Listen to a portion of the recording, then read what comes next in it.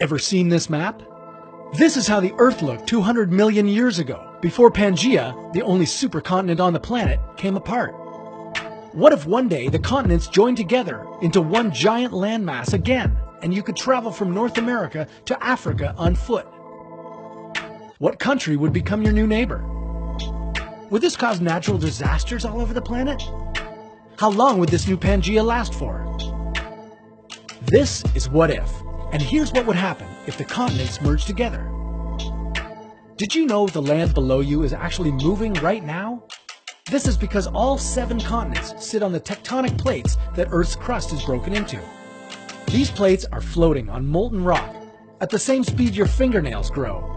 It may sound slow, but it does add up over hundreds of millions of years. In the 4.5 billion year history of Earth, our continents have changed their appearance many times.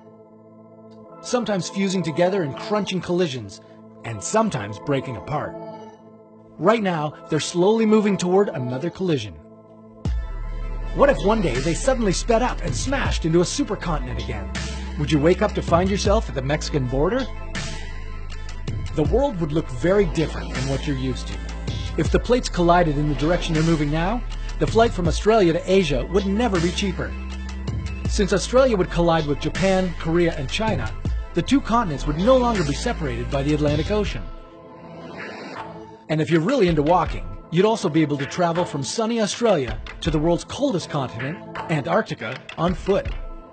North America would bump into Western Africa.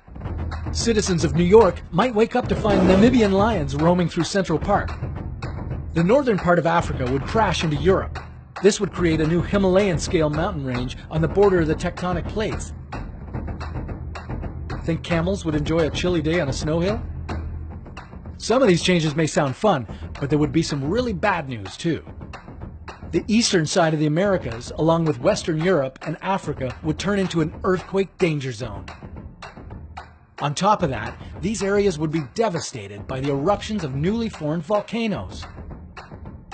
Green slopes of the Appalachians would become giant snow-covered mountains spewing ash and lava.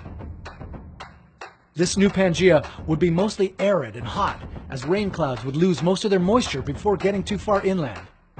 The supercontinent would be centered at the equator. Wildlife would become less diverse, as not all species can bear hot temperatures.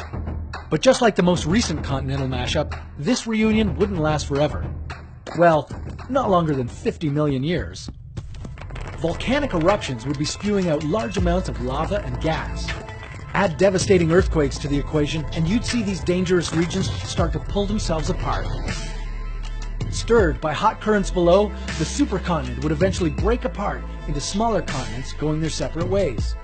If bordering Australia looks like a cool thing to you, bad luck, you won't see this happening anytime soon. But you can always imagine how the world would look if the giant continental pieces of the puzzle came together. Give the planet 300 million years and there'll be another supercontinent. Geologists already gave it a name, Pangaea Ultima. What would you name it? And if you have a what if you're puzzled about, we'd be happy to give you a hypothetical solution.